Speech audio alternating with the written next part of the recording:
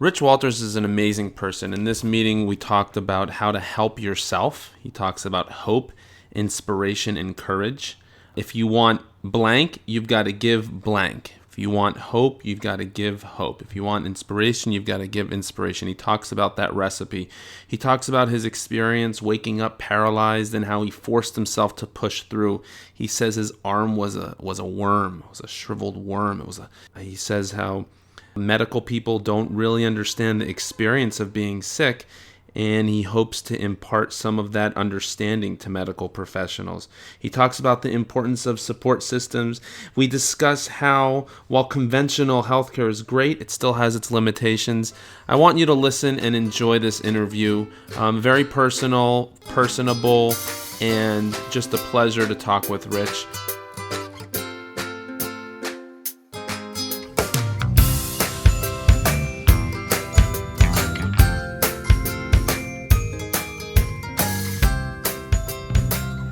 Hello everyone, this is Dove Marcus, director of healthcareraw.com and your favorite podcast host. Distinctly human, I make mistakes. I'm with a great person, one of my favorite people. His name is Rich Walters. He's a fellow Pittsburgher. I've known him since I was a kid. Rich Walters has a fantastic story.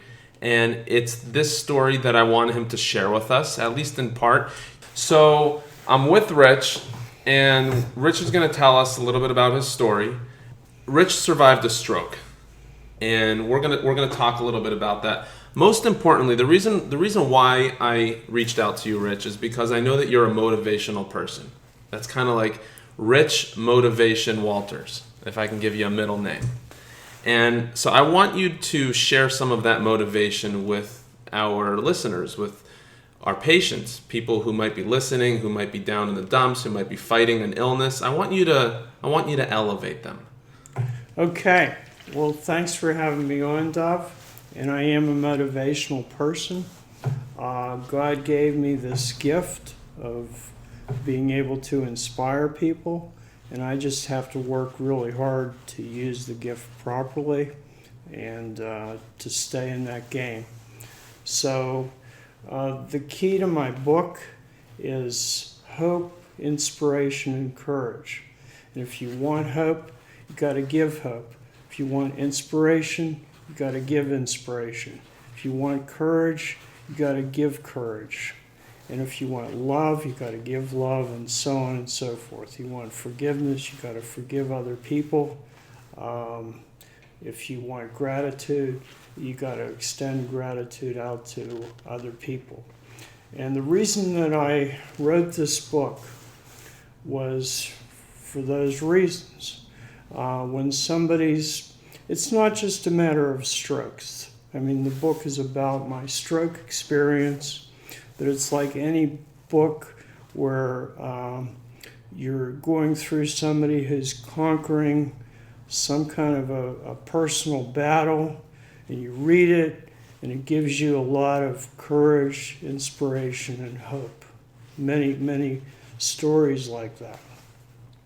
So I wrote this book not just to encourage stroke survivors, but to encourage everybody, because face it, everybody today, until Mashiach comes, is in a state of despair to some extent for one reason or another. We all go through struggles, and it takes a lot of hope, inspiration, and courage to overcome those struggles. It's not always easy, and a lot of people give up.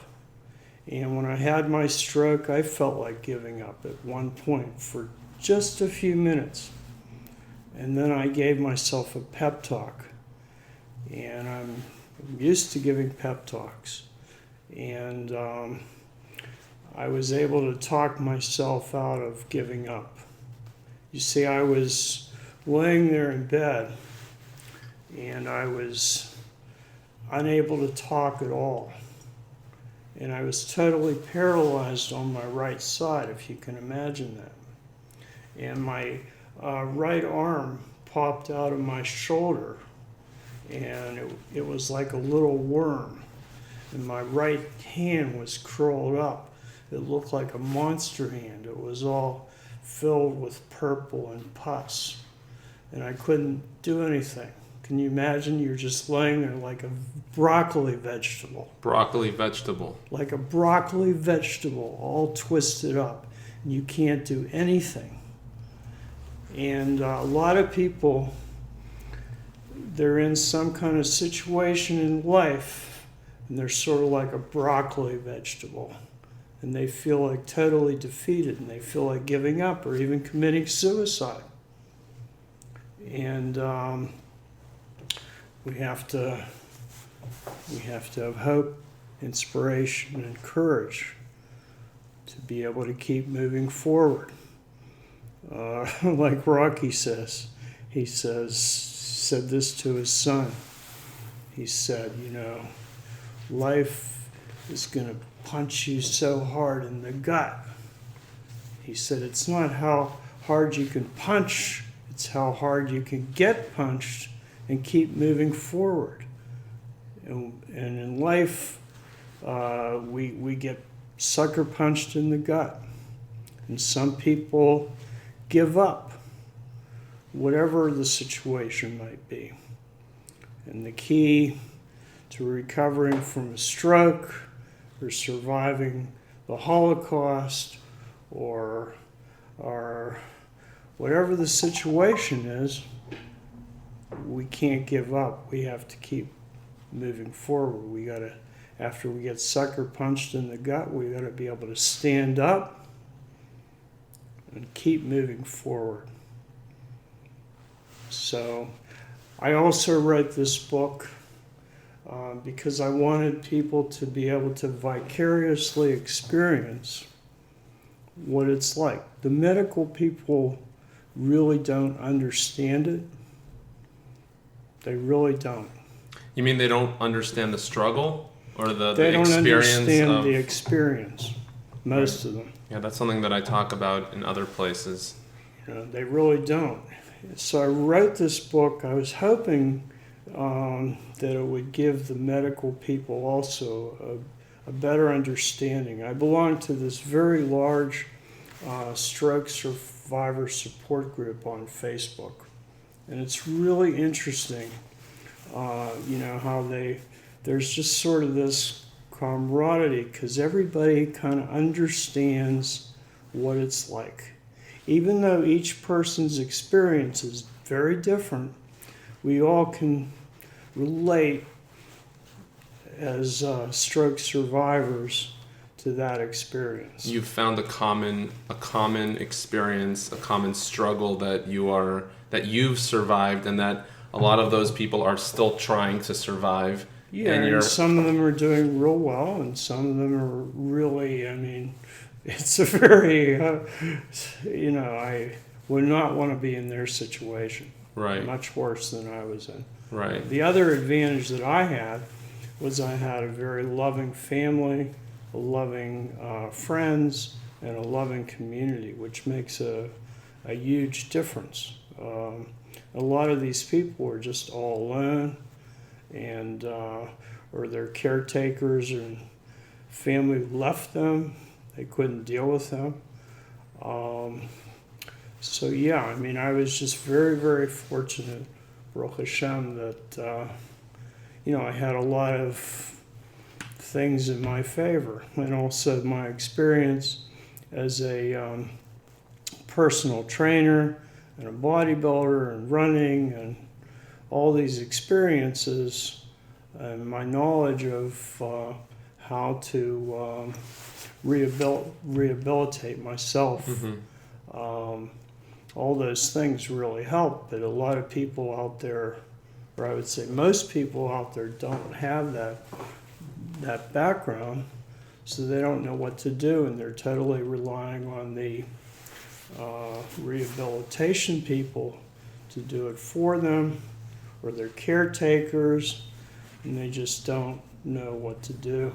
So while modern healthcare is amazing, and in large part that helped you to get better, would you say that it sounds like you're saying that there's more to it than just relying on the medical community. Yeah, absolutely. And I mean, and I'm not dissing the medical community, okay? But it has its limits, okay? Conventional medicine, does great things. If it wasn't for the doctor that pulled the clot out of my head, I would be dead. But on the other hand, they can really mess up big time. And you need to be an advocate for yourself. You need other people there to be advocates. This one doctor resident came in and was going to prescribe something for me that would have been totally inappropriate, and my wife picked up on it and told the other doctor, and thank God that would have killed me. Wow, I see that kind of thing all the time as a nurse. One of the stories in my book is about Hirsch Delin, and Hirsch Delin almost died. His head was cracked open in 5 places. He was seriously injured in a bike accident. He was miraculously saved by 2 physicians who happened to be jogging, and they found him just laying there bleeding to death. And they said he would only have maybe 2 more minutes. They put his head back together, huh? Well, no. He basically recovered on his own. Wow. I mean, it's in my book. It's a total miracle. I know Hirsch. We're both mutual friends with Hirsch. And by the way, we're going to get him on this podcast too. I already spoke with him. I said, "Hey Hirsch, I saw you in the hospital. You were almost dead. You were rolling around in that bed like a crazy person, and here you are." Yeah. We're going to get him on the show. But that's an amazing story too. And that story's in my book. It's in the book as well. Yeah, his wife played a big part in that. So. Conventional medicine is great. They do great miracles for people, but it does have its limits. Right, and that's a big thing, a big part of what Healthcare Raw is all about. It's not about rocking the boat, but it's about keeping a broader perspective that individuals who are going through are, first of all, as you mentioned earlier, each person has their own experience. Although it's a collective diagnosis, it's still an individualized experience, and the limitations of healthcare. Let me ask you a question, Rich. Let's say that there's someone someone who's listening to this had a stroke and is trying really hard, has a huge road to recovery, may even not be, may be paralyzed on one side, or can't speak clearly, or even can't get certain thoughts out into words. Right. That person might be saying, "Oh, well, that Rich was a personal trainer. Rich has family. Rich has this. That's Rich this. Rich that. Rich. Well, Rich had it coming that he would survive. But me, I'm less fortunate." What would you tell that person? How would you motivate that person? Well, it's really hard, because I see this. I have an organization called Yesh Tikva, and one of the main things that we do is we visit stroke and head injury survivor, and we also try to give hope to anybody who's in despair. But yeah, I mean, everybody's situation is very, very different. And like I say in my disclaimer, this is my story. And I'm not a medical expert, for one thing. And I'm not a rehabilitation expert. This was my story.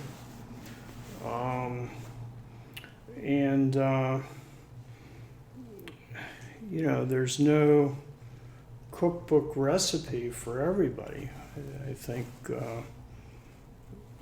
we just have to listen to them, really listen to them, and try to be empathetic and caring for these people, which is really hard for me, believe it or not. I'm not a very empathetic person, So like when I'm on this group on Facebook, I just sort of get on there, post some stuff, and I leave the group because I just can't deal with some of these stories are just too horrendous what these people are going through, and I really feel for them. I would say it's not that I would say not that you're not empathetic, but you're too empathetic.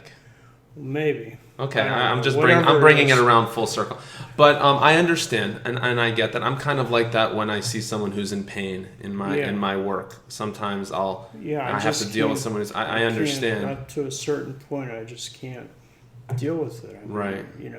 I can give out flowers to people and wish them well and leave, but it's really difficult because everybody's pain is their own pain. Right. And so what would you tell this person who's about to just says, I can't do it anymore. I want to give up. What would you say? You got to listen to them and talk to them,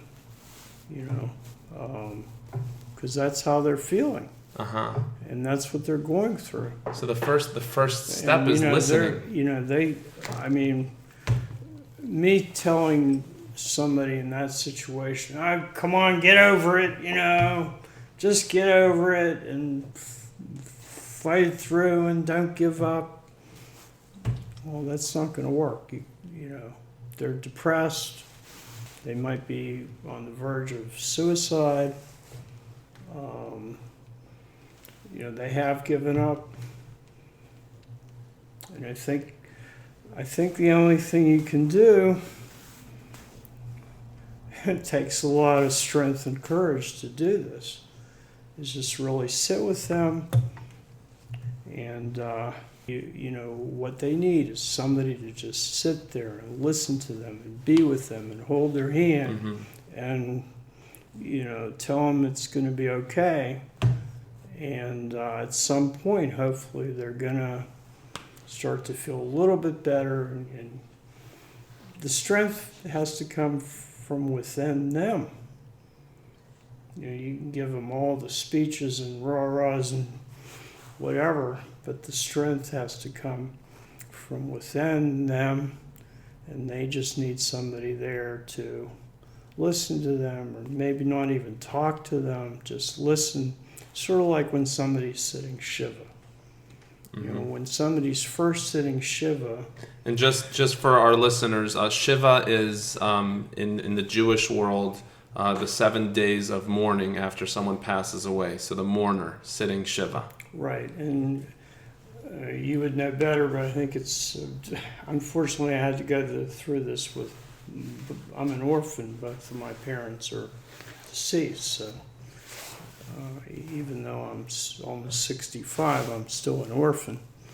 And I think it's the first 2 or 3 days, you're not even supposed to talk to the mourner unless there's technical laws about greeting. Yeah. You wait for the mourner to greet you. Right. So you're saying when you're sitting with someone who is mourning, you don't talk to them. At least at first, until they talk to you. Mm-hmm. When they're ready to talk, then you listen, and then you can talk. But it's important for us to be there for them. Be there, and that's really what you're saying about stroke. People going through illness it's about being there. Yeah, that's the first step. It's not just step. about stroke. It's about any difficulty that somebody's having in their life. Best thing we can do is just be there. Mm-hmm. And then the second thing we can do is listen to them, which is also very hard for me. I don't know, Rich. I hear you saying that you're not empathetic, that you're not a listener, but you get it. I understand what it's supposed to be like. I understand. So personally, but I'm kind of a bossy type guy. And, okay. Just do this and lift that weights and understood. So that's the personal trainer speaking. Yeah. Well, folks, you can find the link to the book. Tell me the name of your book again, because this is a very long title. Very long title. Okay, it's called Rich Walter's Stroke Survivor Success Story of Hope, Inspiration, and Courage and it's available on Amazon.com. Okay, and also I will post a link to this in the description. If you're one of Rich's friends, you probably listen. You might be listening to this on his blog. We're very thankful for you listening. Visit us at healthcareraw.com. Join the party, guys. Healthcare, as Rich said, healthcare it's miraculous. The treatments that we have, it's miraculous, but it's not an end of its own. It's success in healthcare really depends upon the human beings who not only frequent it and work in it, but the family members, and it's people have certain needs beyond what any health system is actually able to provide.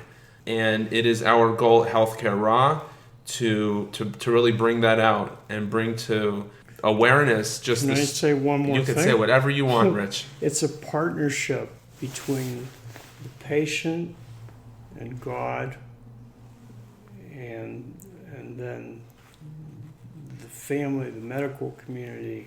It's a three-way partnership. Now, bringing God into the mix. Okay, we're gonna have to have you on again because Rich. I know Rich is a man of faith. Yesh Tikva, his organization. Yesh Tikva means there is hope. We could talk about hope. This is very exciting. I'm glad to have you on, Rich. Guys, go buy the book, $7.70 on Amazon. And Rich, thank you so much for joining us. Okay, thank you.